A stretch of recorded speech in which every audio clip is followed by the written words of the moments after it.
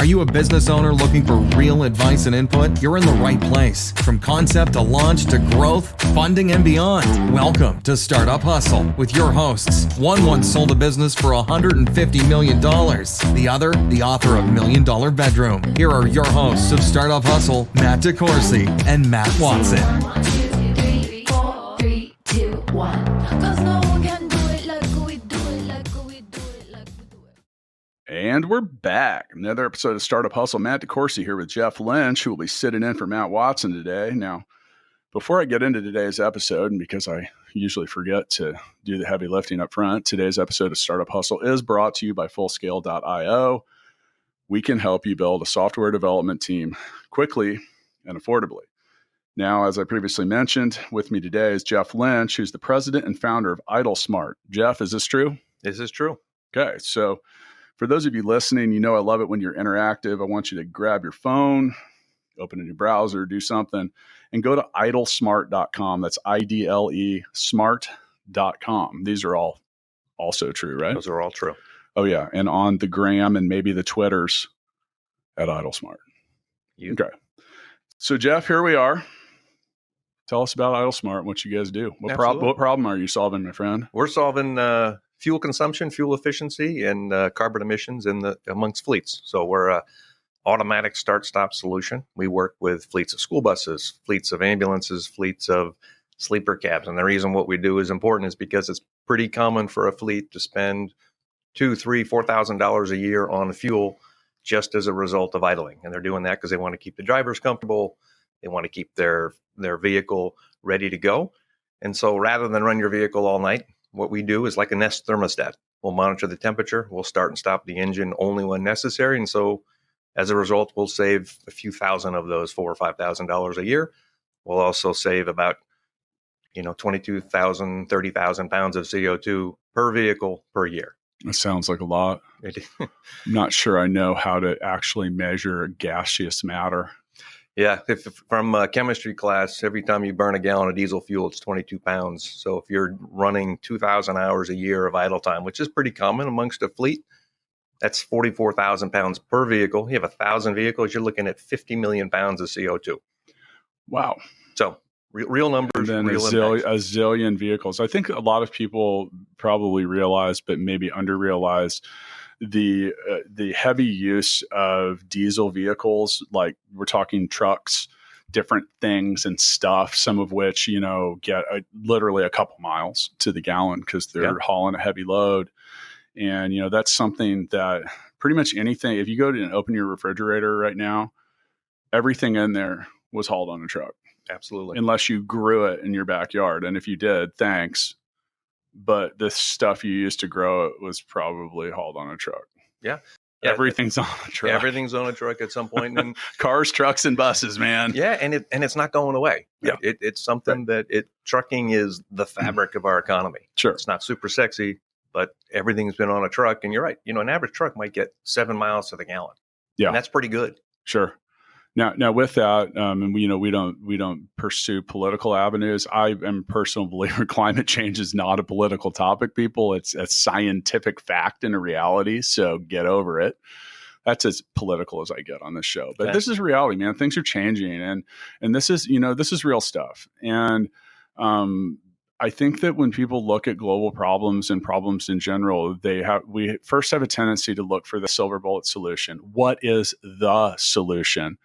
In the case of climate change and some of this stuff, the solution is a whole lot of solutions. And I want to thank you and commend you for using entrepreneurship to do something about that. And I think it's the businesses like IdleSmart, regardless of what stage you're at or whatever, that collectively are going to determine what kind of world our kids live in, right? Absolutely. Because you're right. There is no singular solution, right? And the reality is it's the proverbial village. Mm-hmm. And I think one thing I'd say is, the industry, manufacturers have done a great job being cleaner.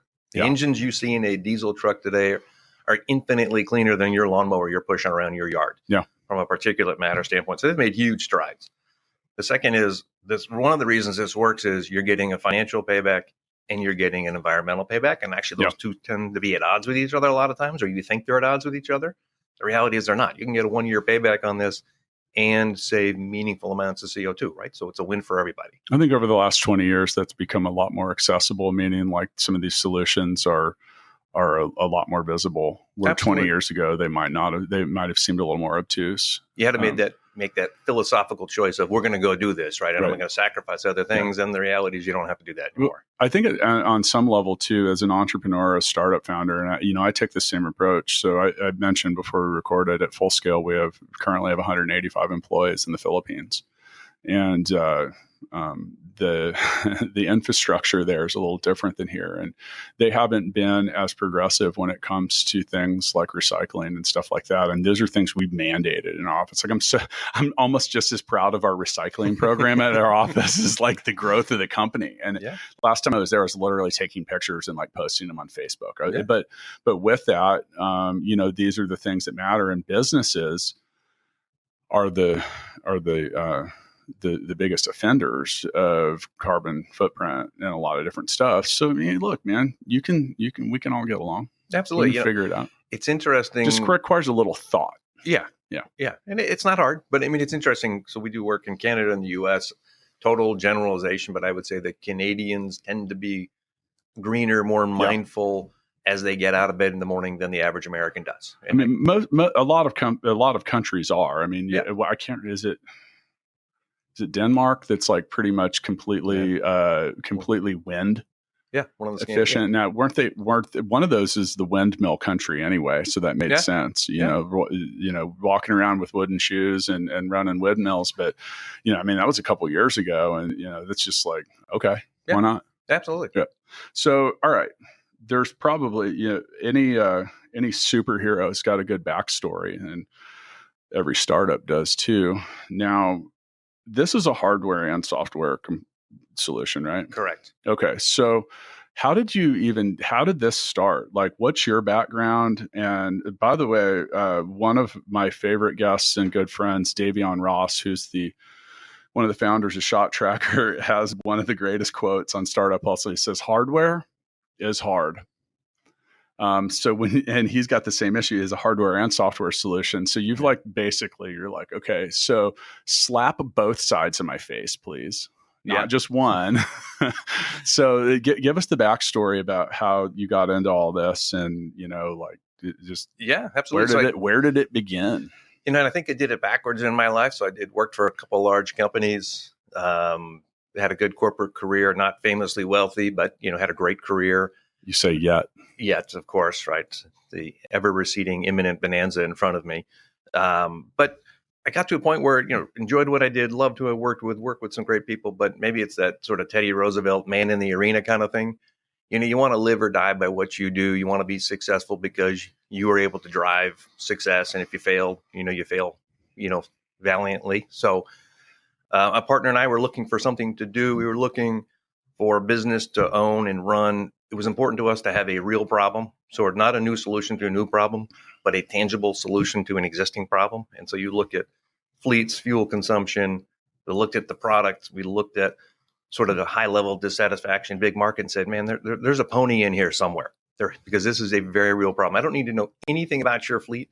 If you have vehicles, I know you have a fuel problem. Yeah. And I know it's important. So we looked at it and said, hey, there's something to be had here. And so in some businesses, the cost of fuel and its fluctuation or ability to use it wisely is the sole determining factor whether or not they make a profit. Look at airlines. Oh, absolutely. Yeah. Absolutely. And and trucking's no different. Two biggest costs for a fleet are wages and fuel. When fuel gets to be $3.50 a gallon for diesel, it'll be wages one, right? Or fuel one, wages two. And so we looked at it and said, there's a solution we think we have. Hard work, but hardware is really, really hard. Let's talk about why for a second. And according with when you talk to Davion, the thing is hardware is literally something you hold in your hand, and depending on how it's updated, changed, or improved, it may require manufacturing solutions, which are not immediate. And, in the modern world of software development, you can push a repository from GitHub to your server and fix it and patch something like fast. Yeah. Not so straightforward with a lot of hardware. Yeah, and I think one of the things we struggled with, but we think we've solved for is, so when you buy a car, you don't pick the engine, you don't pick the transmission, you don't pick any of that stuff. You pick your cup holders, you pick your radio, you pick all that stuff. When you buy a truck, you decide if you want a Peterbilt with a Cummins engine in it or a Peterbilt with a PACCAR. And so you also pick if you want an Allison transmission or some other transmission. So all the permutations are like infinitely, larger than what we do every day. And so we had to create a solution that worked for every single make, model, year, configuration, which when you solve it is amazing, but it's really, really hard because it takes time and energy to do that. And so we think our hardware software solution does that, but it's not as easy as you think. And I always sort of think about it in the context of when voice recognition technology came out, it was sort of 95% out of box. That was sort of the quote, right? What that means is when you call somebody and you're using voice recognition technology, you're generally screaming at a rep because 95% is terrible.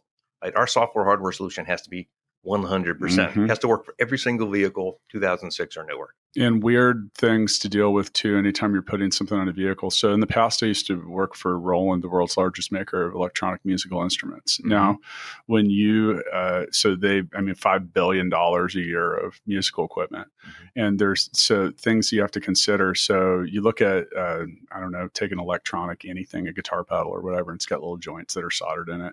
Well, a true working musician is going to be traveling with that. It's going to be bouncing around in the back of a van, a bunch of different stuff, and those solder joints will break. Yep. So just like goofy stuff like that, when you like with Shot Tracker, that's an item that's in a bouncing basketball. Yeah. Boom, boom, boom, boom, boom, boom, boom, boom, boom. And it's like, so just certain things like make it even more difficult. Like first off, make the hardware work, and now make it work in a spinning, buzzing, slamming, bouncing, moving environment. Yeah. So a typical truck will drive 120,000 miles a year. Right. It's not a smooth ride. It's bouncy. It vibrates. And the average truck on the road is like 8.5 years old. Hot. It's hot. Cold. Exactly. Wet. Extreme and not a ton of care. TLC, right? So stuff gets beaten up. Dirty. So you have to design it so it's going to last for 10 years. So how do you do that? By trial and error. You get a lot of stuff wrong. And then you look back when you get it right, you go, of course, right? But that's the reality. Yeah. And those are other things that are hard to deal with and test too, is until you have something that's been alive for 10 years, you can't say what's going to happen to it in 10 years. Yeah, remember, so we have on our solution, yeah, exactly. So we have on our part of our product is we measure the hood angle because we don't want to start a truck when the hood's open because of technicians and safety. It makes complete sense. And oh man, there's more to consider. Yeah, and so we have to make it safe. Yeah, and so we had a mercury switch that measures the hood angle. So guy called me from somewhere in I don't know where in the Yukon territory and said, How low does your hood switch go in terms of reliability? I said, it's good for anything. And he said, I just looked outside, it's negative 43. And I said, is that Celsius or Fahrenheit? He goes, it doesn't matter. Yeah, goes, true. It's negative 43. And the reality is mercury starts to freeze at about negative 35. And you go, okay. God, now I got to know science. Now I should have paid attention, right? The freezing point and all of that. So I quit. Trial and error. There's just this stuff is, I wish it was a straight line. It's not. Entrepreneurship's trial and error. Oh, yeah. So are startups. It is. So is marriage. So is all of it. Your words, not mine. But it's true, man. It is it's true. I personally, I've been married to 2 women named Jill. They're different. Okay. I'm so much better at it the second time. Yeah. I am. But so unwilling to ever do it again a third time if that didn't work. So you're locked into the second one then. Yeah, and she doesn't listen to the show. She's still on episode 1. So clearly, I love you, honey. All right, so you're getting started into this. What did you mentioned? You have a co-founder? I do. Okay. Do either one of you have a history in trucking or any of that? I'm classically trained as a poli-sci major, which of course lines me up perfectly to be in trucking. No, so I was in technology, telecom, microprocessors, but generally a business background. Okay. But this is a business solution. It is. I mean, that's okay. It is. It's I mean, at the end of the day, how can you go to somebody and say, this solves a problem for you? I can lay it out for you. And this solves a meaningful financial problem for you. So, and one of the things we've hired, we've figured out that it's all about hiring for the will, not the skill. I can teach you trucking. I can't teach you. I can't teach your DNA. I can't teach your ability to deal with ambiguity and have the world change dramatically Monday through Friday, midnight to midnight. That's hard to hire for people who can live in the gray area and who want to learn. But, we can work with that if you have the DNA. Yeah, actually, congratulations. You made me write something down. Hire for the will, not the skill. There you go. I think if you can get both, you're going to win. But you just hit on something, and this our conversational format sometimes takes little side angles. As anytime you're a startup, and you guys were founded in 2014. Yeah. So I mean, you're in the 5-ish year old range, a little older than that maybe, but you have to, anytime you have a startup or a new venture, you got to figure out how to staff it and like who's going to work and a whole lot of different stuff. There is one thing if you can't train, and that's people that care. Mm-hmm. And that's a will. That's a category of willing. And I think I have a hard time not dropping that advice to the listeners. Like if you have people that care, that's an intangible that you can't train people to do. I've had people that had all the skills and they looked freaking amazing on paper and they did not have the will and they did not succeed. Yeah. So they didn't care. And you learn the hard way. Yeah. You cycle through people, and we've had a lot of great people. I work with amazing people, but it really comes down to, again, I call it the DNA. You really have to have the ability to learn, deal with ambiguity, be taught, and figure it out. Yeah. I've realized one thing about employees. They're either good right away or they never will be. I mean, and prove me wrong. Because if you're listening out there, I want you to think about anybody you've ever hired or the people you worked with. It is like literally a 1 in a million when they're like, that dude was the worst on day one and now he's the CEO. And, or the great, or like the leader. It just doesn't work that way. There's something about great employees and they are impactful right away. Yeah. Oh, great. I mean, and you can just tell. And just tell. I agree. I mean, I guess statistically it can happen, right? But I'm not betting on it. Yeah, I'm not saying it's a zero. Yeah, but it's small number. Yeah, it's kind of like the movie Rudy. Like my chance at my age of being a walk-on and playing in an actual football game at Notre Dame are like 1 in 5 billion. Yeah. So you're saying I have a chance. And well, that would be, I think I could probably make enough money to negotiate that somehow. Yeah. But I think I could probably make a big enough donation to like play and one play in a 63-7 lead for the last play of the game. Exactly. And they might not even, it might be a kickoff. Okay. So now with getting started, so here, what's your co-founder's name? Harry Campbell. Okay. So Jeff and Harry go to start Idle Smart, and does he have a background in trucking? He does not. He and I does not. And so it was interesting. So we were looking for something to do. He met with a guy. He went through this binder full of sort of crazy ideas. And he said, he called me and said, hey, I found one I really like, but I'm not going to tell you what it is, but you need to go meet with this guy and go through his list of, he's got stray cats and stray dogs, and tell me what you think. And so met with this guy, and I came out and I said, man, that's time I'll never get back. But there was one idea in there that I thought was phenomenal. It's this thing, Idle Smart. And he said, yeah, that's it. Dude, you only need one. All you need so you mentioned the dogs and the cats and the time you aren't going to get back. That's fine. Oh, yeah, I know. And that's actually my whole, I have a harbor full of unsailed ships. Yeah. Now ships are meant to be at sea. Yeah. Right. And the boats will rise with the tide, whatever you want to, whatever boat analogy you want to make. But the thing is sometimes as an entrepreneur, you just got to like run through infinite ideas. And I do that so much. I talk to so many people. Like right now, I probably have 15 different ongoing conversations with people about startup ideas. Yep.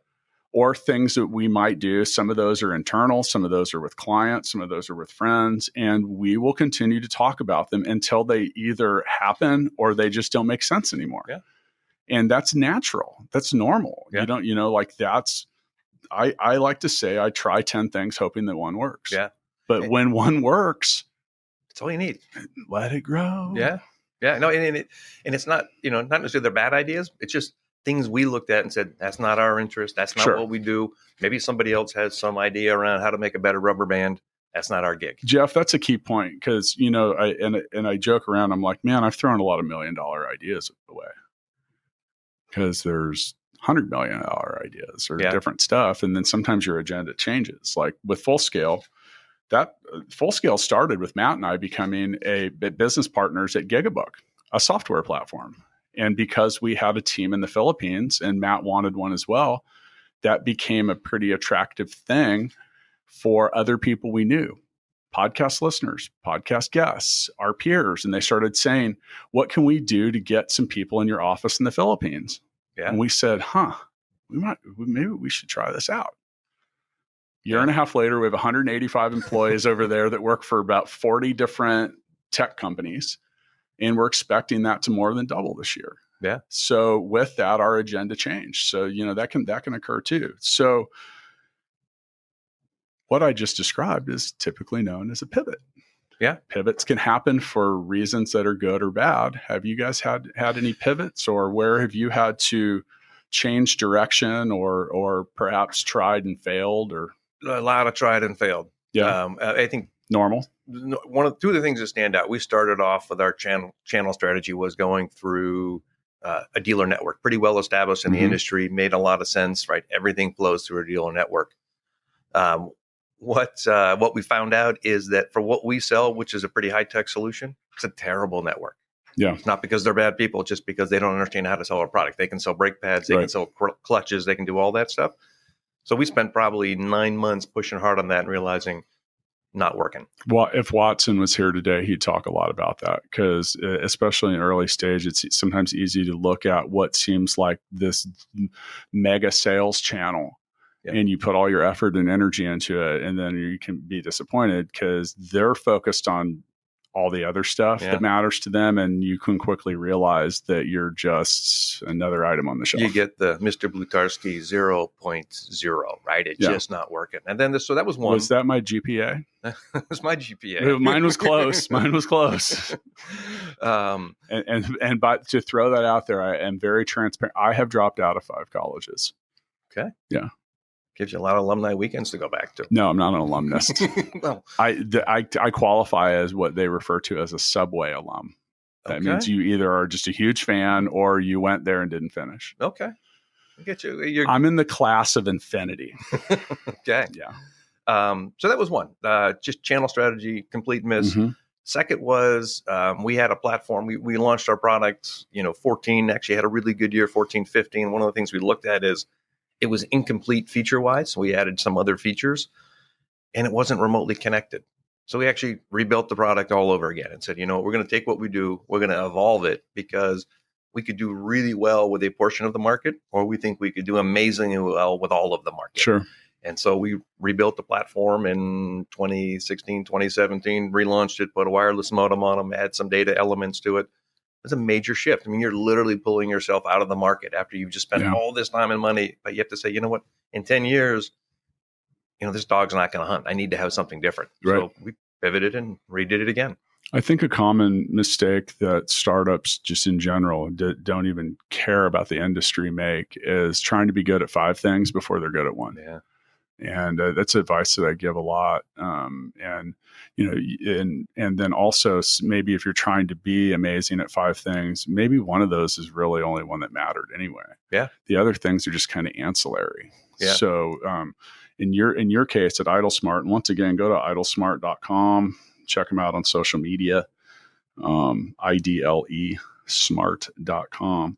But I say so often, saving money is making money. If your solution can help people save time, if it can help people save money, and really if it can just give someone some peace of mind or eliminate something they hate doing, you're onto something. Yeah. You have a boat that might float. Yeah. Lots of boat references today, even though we're talking about trucking. It's okay. It's all transportation. You have a truck that I don't have. Let me bail you out here. For our production staff, why don't I have more truck references in here? But one of the things we talk about internally is, we want our product to work, save money, drive down fuel expense. But in a weird way, we don't want to be engaging with our customers 24/7. It's sort of like the water company. I turn on my faucet, the water comes out. That's all I need them to do. We want to have a positive relationship with them, but it just needs to work. And I think in this industry, which is really reactive, thin margin, if you can do something that provides value consistently and reliably, you do great. Yeah. And they shouldn't have to talk to a human 7 hours a day to figure it out. Yeah. At Full Scale, the people have asked me, they're like, how do you know when your clients are successful? When I never hear from them, unless they want to buy something. Yeah. Because I mean, realistically, like our whole model is set up to be no touch. Like we get you onboarded. You're working directly with a team that reports directly to you. They are your long-term solution. I don't provide any value by being in the middle of that at any point. Yeah. So, that's a good answer. Another thing too is it's expensive to talk to your clients all day. Really expensive. And as the founder of GigaBook, which starts at $15 a month, if you're a $15 a month account, I cannot afford to ever take a phone call from you. Yeah. Yep. I can do one a year as long as it's less than 20 minutes. Yeah. Past that, you've destroyed my margins. Yeah. And it's not a good fit for either, right? Yeah. By the way, one of the things that if you do have a low entry, I mean, like a $15 a month SaaS product, we literally won't do a phone call with you. If you have 5 seats, we will, because we can actually afford it. So figure out when and where.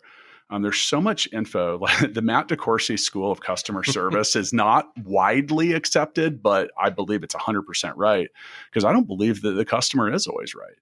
Customers do what you let customers do quite often. You give them the free ketchup, they're going to take a lot of ketchup. Sometimes, yeah. Well, I mean, at some point, did you have a drawer full of Taco Bell sauce? Absolutely. Yeah, I still do. And I don't eat tacos regularly. Yeah, but it was free. But the point is figure out, like, you can have certain things in your business that, like, okay, so we have fired users from GigaBook. Like, we had one lady that was 70% of our support tickets, and she paid $15 a month. I didn't realize this because I don't do too much with GigaBook. I'm not involved with it every day, but I saw it in a report and I was like, why are we even handling, like, we lose significant money monthly, even replying to this lady. Yep. And by the way, they weren't actual things that were wrong. Just user error. Yeah. And some people are just high maintenance, high touch. Yeah. So figure out what works. Okay. So the other thing I was going to add in that we tried to do a little differently is I come out of sort of large companies that are, again, great experiences, but from a customer service standpoint, so we have a lifetime product warranty on all of our parts. People look at that and go, why would you ever do that? One, because why would you ever do that? One, because it differentiates us. Two, financially, it actually makes sense. We don't have a lot of damage. We don't have a lot of issues. But the reality is, we should put a product out there that works. Mm-hmm.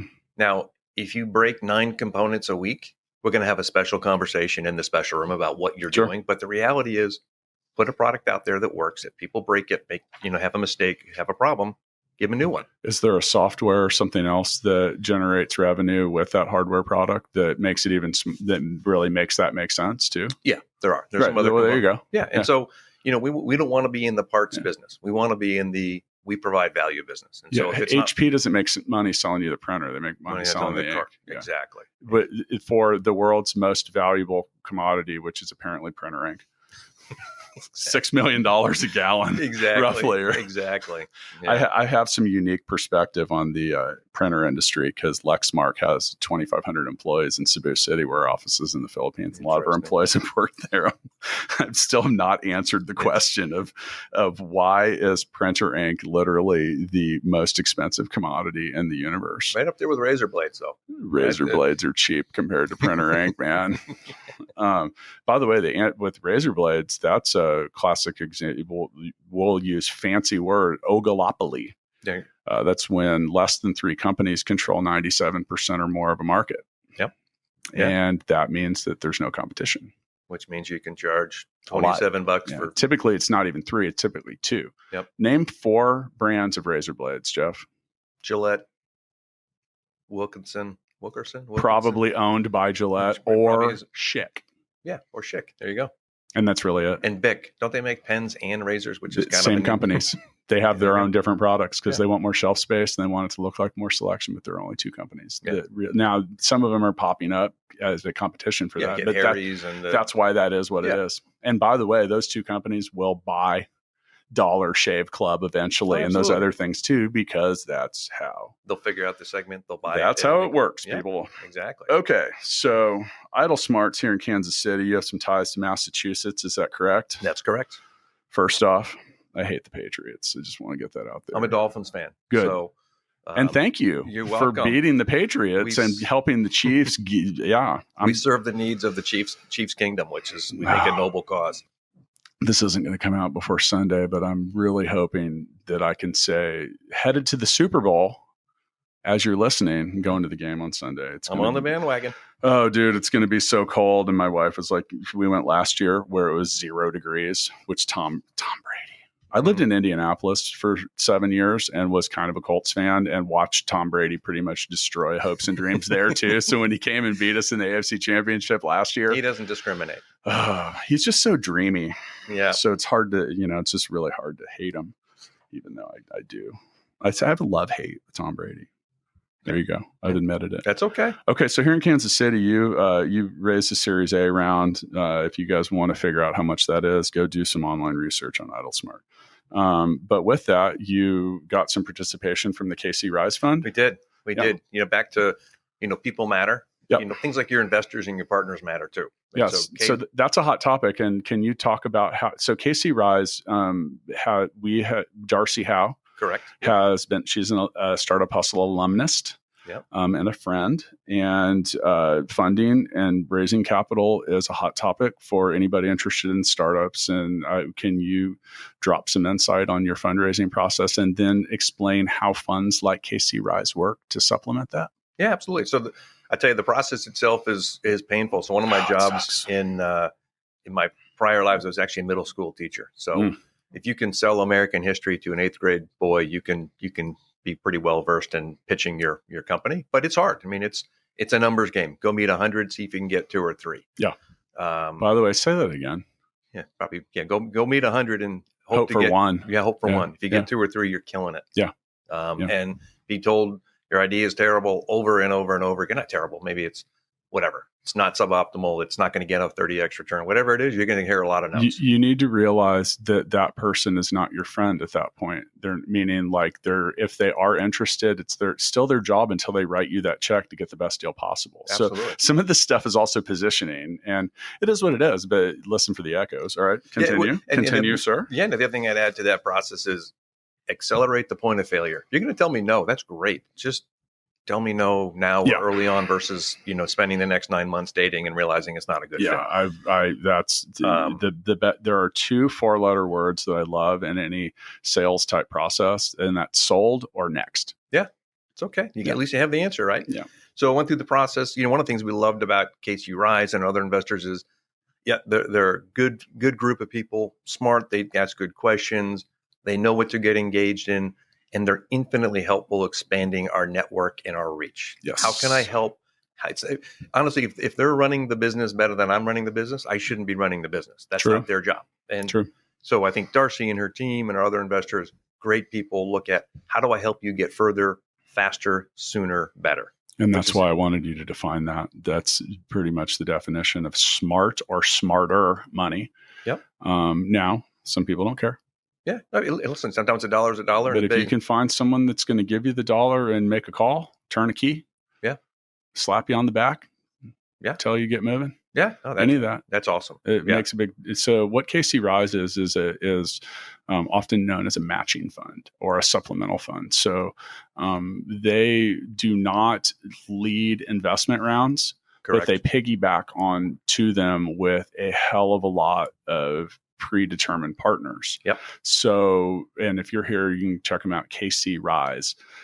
So I'll give you an example. Let's say you've got a company that's right for funding. Contact them and ask them which of their partners might be interested in what you're doing, because they very well, or some other fund similar to that, will maybe make it so you don't have to contact 100 people to find one. Maybe they'll give you 10. It's a good place to start.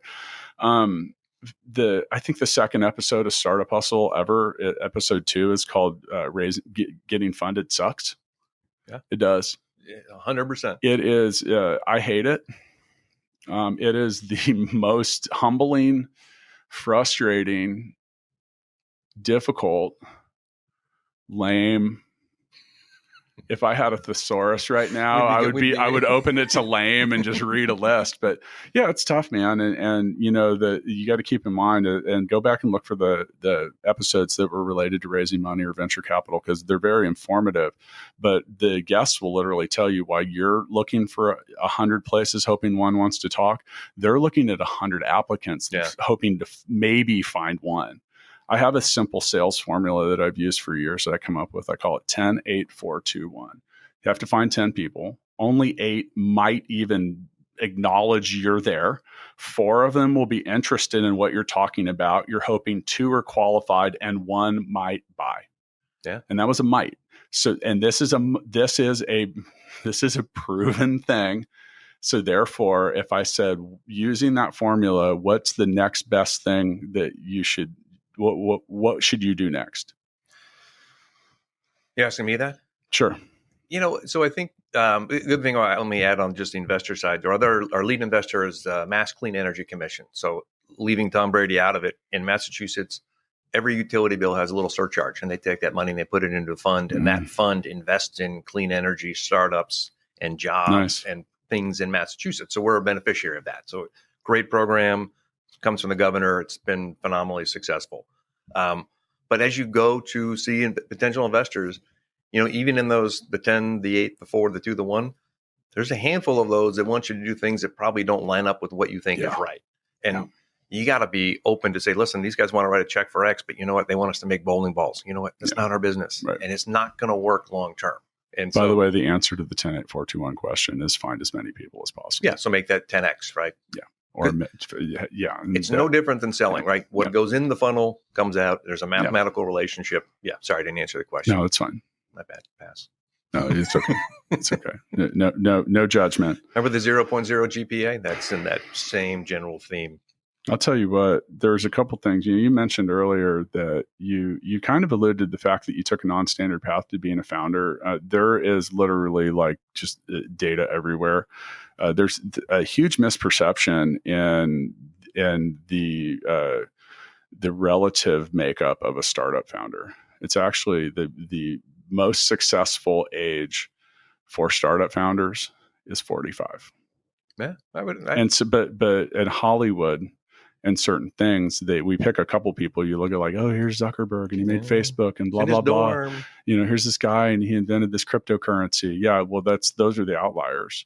Yeah. So that's actually not a non-standard path. It's actually by the way, I turned 45 this year, so I'm hoping to add to that stat. This is it, man. This is the year. Well, I mean, a lot of it has to do with you get a reasonable amount of experience that comes in there. You're still young enough. They say you have your earning, you have your learning, earning, and yearning years.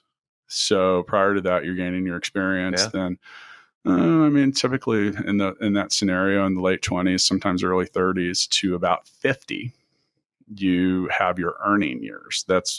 And then you are yearning to retire or do something different, which is, you mentioned earlier, you made an analogy about a dog that won't hunt. A fat dog doesn't like to hunt. So you put in some years, you start to slow down a little bit. Yeah. So you get those yearning years, but so. Well, you know, and I've had a lot of different jobs. One of the companies I work for really believed in moving people all around. So I have a finance background, but first thing they said is don't go work in finance, go work in customer care, go work in strategy, go do anything but what you know, because we want well-rounded leaders. Yeah. And you know, that serves me well, even if it's things I know I don't ever want to do again. Sure. You get informed by the experiences you have. And so I would get that mid 40s, late 40s, you've seen enough to say, I think I have a pretty good feel for how the business works. I can apply my learnings. Even as a teacher, I apply those learnings every day. You're basically conveying a message to somebody. Yeah, I'm an honor student at Startup Hustle University. I get about a 1-hour lesson every day on who knows what. Yeah. It's actually what I really enjoy about hosting the show is I literally, for about an hour a day, have an interesting, engaging topic. I'm very passionate about business, entrepreneurship, and commerce, all that stuff. So, but I look back at in the next week, by the time you have heard this, the 250th episode of Startup Hustle will come out. That's awesome. It's a lot. Congratulations. And it's just a lot though, you know, and like, but it's fun. And that creates a well-rounded verse. By the way, here we go. I'll drop a little life hack on you. There's a cool app called Blinkist. Okay. That you can subscribe to. It's like $10 a month, and it gives you a 10 to 15 minute condensed version of popular books. Okay. It's almost like Cliff Notes, but audio. So in 15 minutes, you can get all the key points out of business books. There's your commute to home. It's like in the Matrix where Neo plugs in and he wakes up and he's like, I know Kung Fu. You can like upload it all in like minutes. So, right.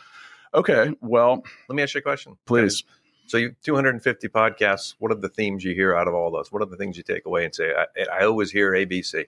Oh man. I mean, first, the entrepreneurship is hard. Yeah. Like really hard. That people experience a lot more failure than they were maybe expecting to in the beginning, and how they handled it had everything to do with whether they were successful or failures. And then I think the third part is, kind of related to something I definitely would have listed as a possible thesis before starting this. And that's that if you're not passionate about what you're doing, you're probably going to quit. Yeah. So, and I think that, you talk about raising money and stuff like that. We get, so Full Scale's invested almost $1 million in the last year in startups. And with that, I can tell right away if someone's passionate about what they're doing, and if they're not, I don't, so next. Here's another little pithy quote. A guy I work with told me this: you believe in what you're doing or believing what you're doing. Yeah, there you go. If you don't like what you do, that's okay. Yeah. Change it. Work to change it. No, yeah. And I agree. And that's it. Like, and the thing that, you and I were speaking before we hit record about the show in general. And you mentioned that you enjoy, and you have listened, thank you, that you enjoyed the fact that we have transparency about that this is not easy. Yeah. It's not. Entrepreneurship is hard. It's brutal. It really is. And it's made harder by all the public signs, even though they're a fraction of the signs of all the goodness of why aren't you a billionaire now? Why is it taking so long? Why? And by the way, no one gets rich fast. That's like, that is back to that like 1 in a billion kind of thing. Like, it is a marathon. It is also a sprint. It's just 10 different kinds of brutal. And I think that's another recurring thing is that, that will age you. It's funny because I am overwhelmingly optimistic. There are 2 things I am not optimistic about, and that is raising capital and the amount of time it takes to arrive at a destination. Yeah. So because they're just, you can be hopeful, but looking at the experience that I've gained, I've just like, you'll go to like business school or stuff like that and be like, well, you're probably going to spend 2 times more. It's going to take twice as long. They're right. It's probably more like 3 and 3. Yeah, exactly. So you have to plan for that. And I think that that's another thing too. I think if you're wanting to start a startup, you need to really, really, really too many people just only look at the sunny side.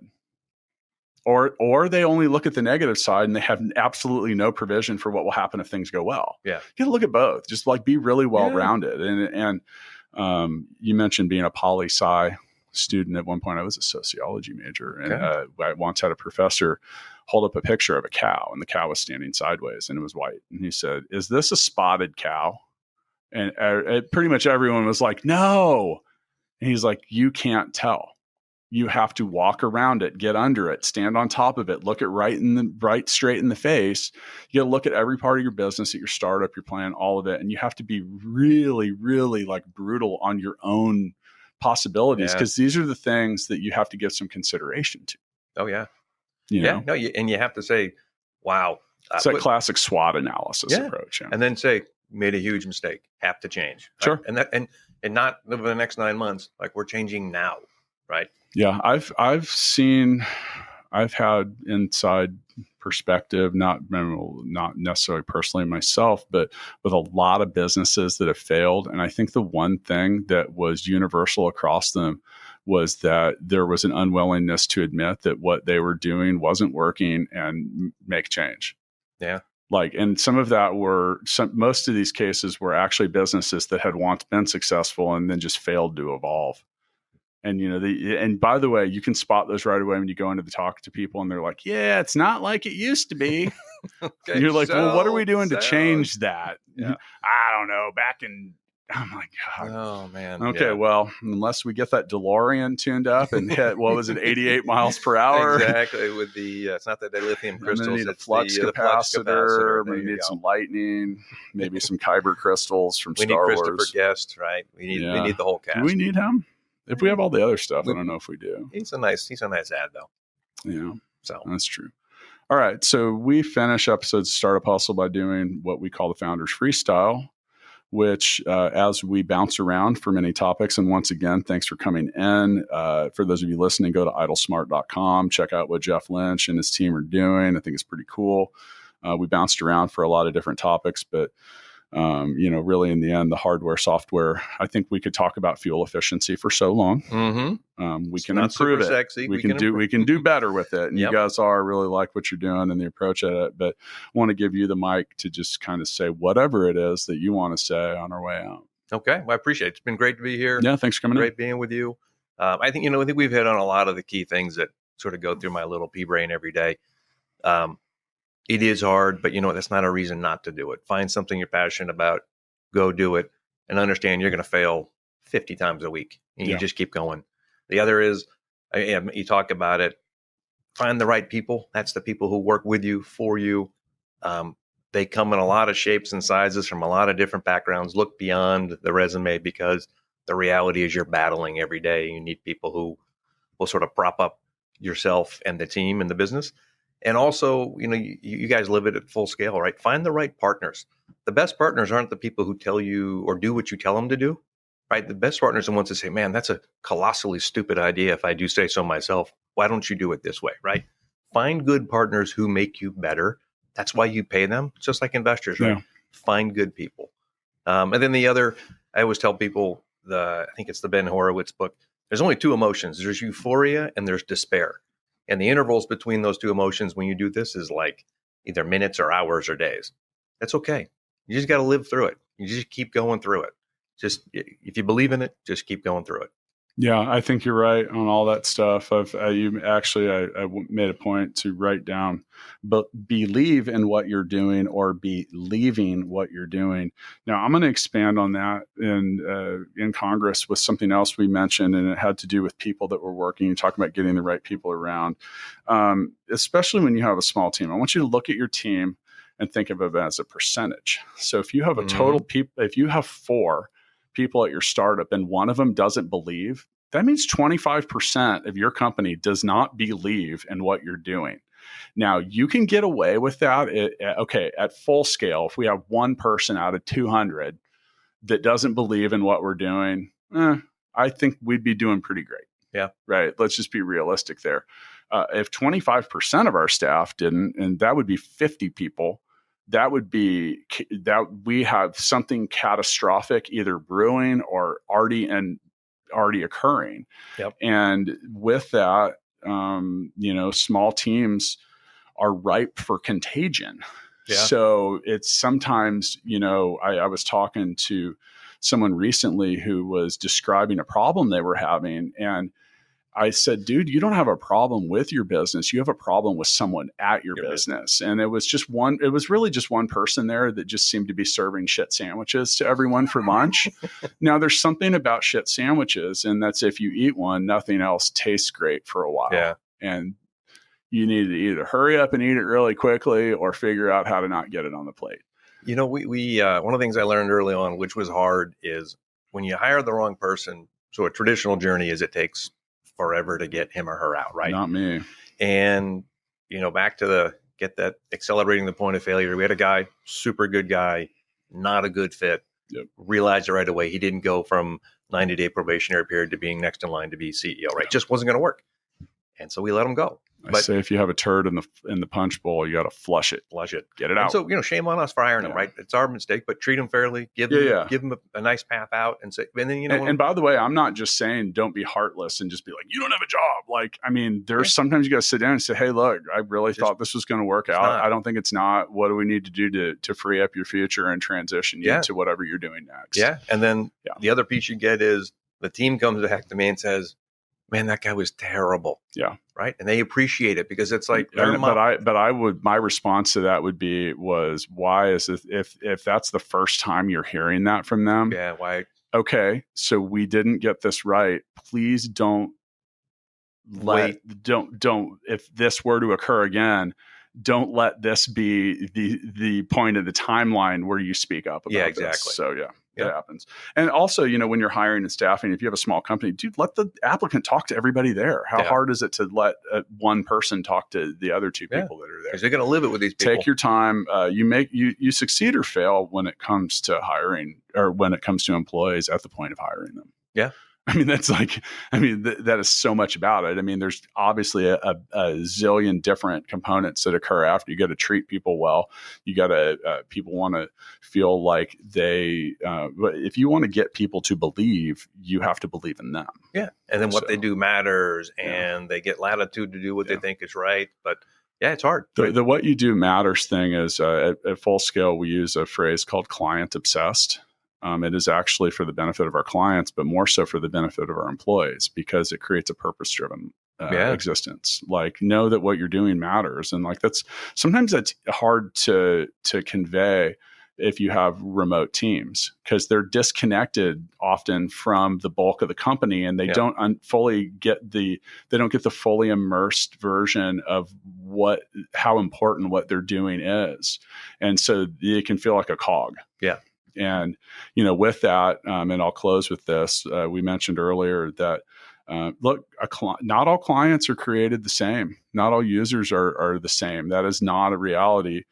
Pick and choose your clients and who you do business with wisely because, great clients are like great partners. They're like great investors. They're going to be as invested in helping you many times, and they're going to pay you and they're going to grow with you. And if you can help and find ways to make them successful, they're going to notice. It's kind of like that caring employee. So, yeah, absolutely. So with that, and now that we've taught all of these amazing life lessons about caring, sharing, belief, give me a big hug. Will and I know. If you see a picture of Jeff and I embraced later, that's different than the picture that Ryan Weber from the Tech Council and I have hugging at the Celine Dion concert. I'm going to let you guys all picture that. I'll see you next time.